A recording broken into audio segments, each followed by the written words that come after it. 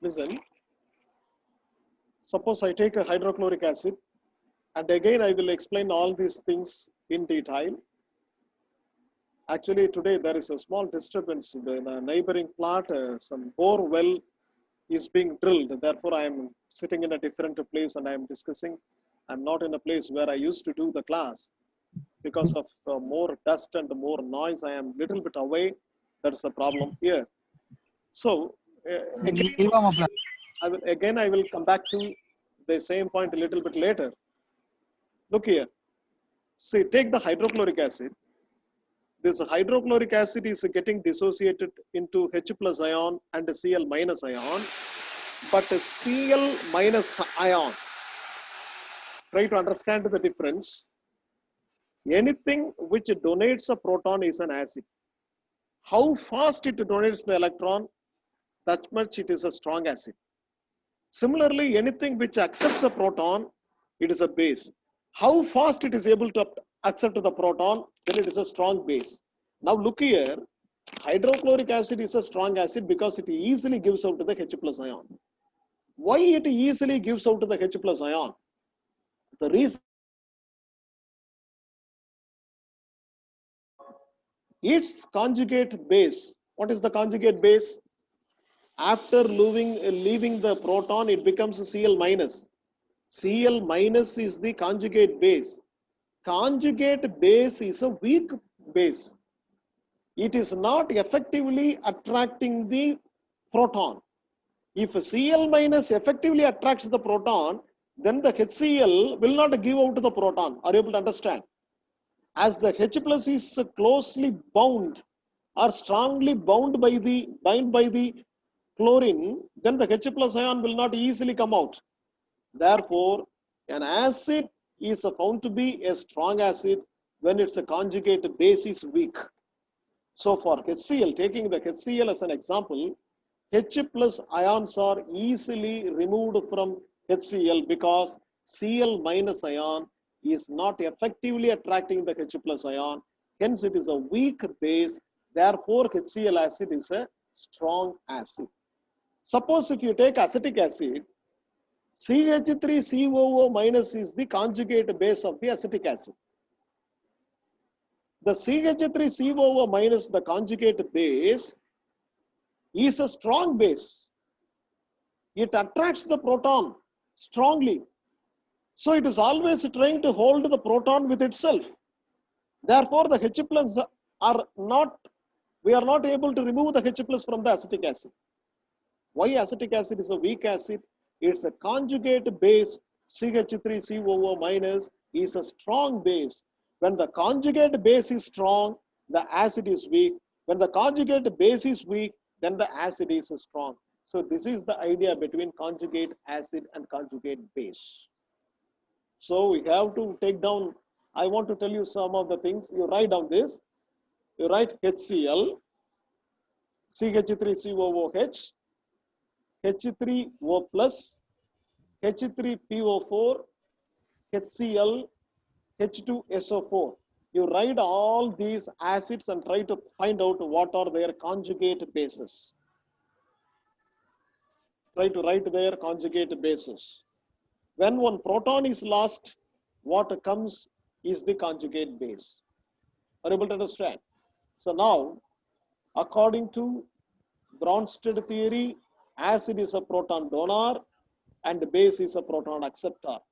According to Lewis theory, acid is an electron acceptor and proton is a and base is a electron donor.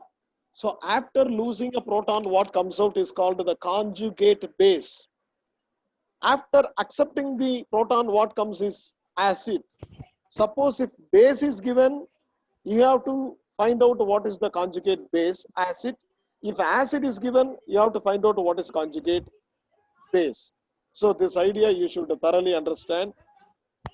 Now there are substances which can donate a proton and accept a proton also. Say for example, if you take ammonia, ammonia can lose one proton to form NH2 minus. So NH2 minus is the conjugate base. if ammonia is an acid.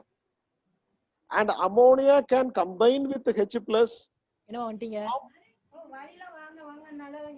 எதுக்கு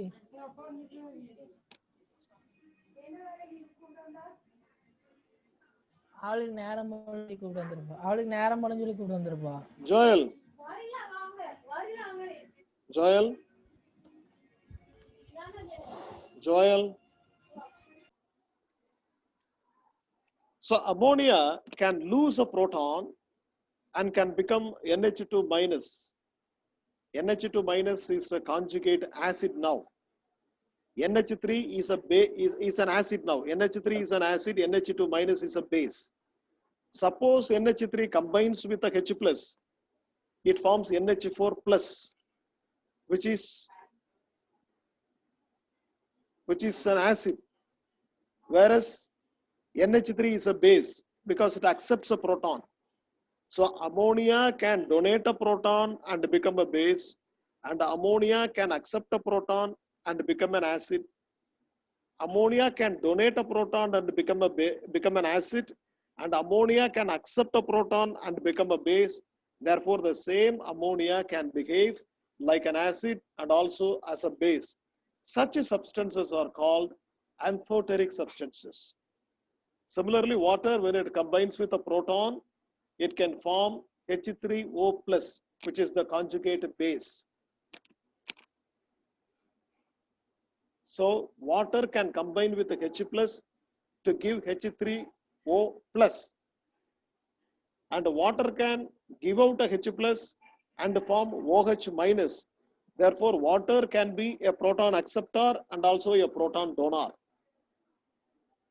So water is amphoteric. Ammonia is amphoteric.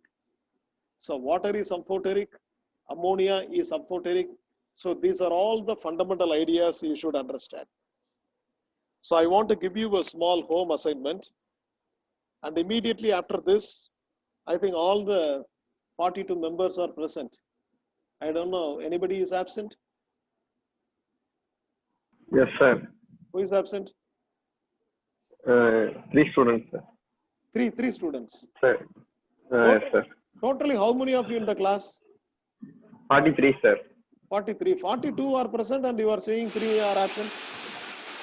Sir, உங்களை சேர்த்து 42 இருக்கு sir. அப்புறம் 41. Yes sir. அதுல எங்க class sir நான் இருக்கிறேன். கிறிஸ்டோபரா? I am Christopher. Okay, right. Okay, all of you join in the physical chemistry Google Classroom. I will put the assignment over there. So immediately you should complete your assignment and submit. Okay, listen here. Sir. So all the fundamental ideas I have given you today. So I want to reiterate. So the first idea, the substances are made of charged particles. This was the idea of Arrhenius. And when they are dissolved in aqueous solutions, they dissociate to ions. And Arrhenius theory is very much applicable only to strong electrolytes. And a simple experiment to find out whether the electrolyte is strong or weak is glowing a bulb using the solution as the conductor. If the bulb glows brightly, then it is a strong electrolyte. If the solution goes dull, the brightness of the bulb goes dull, then it is a weak electrolyte. So this is how initially the strong and the weak electrolytes were differentiated. And then the strong electrolytes dissociate very readily even at higher concentrations, whereas weak electrolytes, they are not dissociated readily even at higher dilutions. If the dilution is very strong, very high, even then some of the molecules will remain undissociated. So acid-base theories we have seen according to Bronsted and Lowry, according to Lewis concept, and all these things we have seen. And we have also seen what is a conjugate base and what is conjugate acid. And also we have also seen what is an amphoteric solution or amphoteric substance. Now in the Google Classroom, I will give you a number of strong and weak electrolytes. You have to find out the pattern in which they will dissociate. And after dissociation, you decide which is an acid and which is its a conjugate base. And also you write the dissociation pattern in the case of ammonia and water and try to write and try to prove that it is an amphoteric substance. So these are all the assignments I'm going to post in the Google Classroom. And now it is 11:14. And with this, we come to the end of the class. All the best. Let us meet in the next class. Goodbye.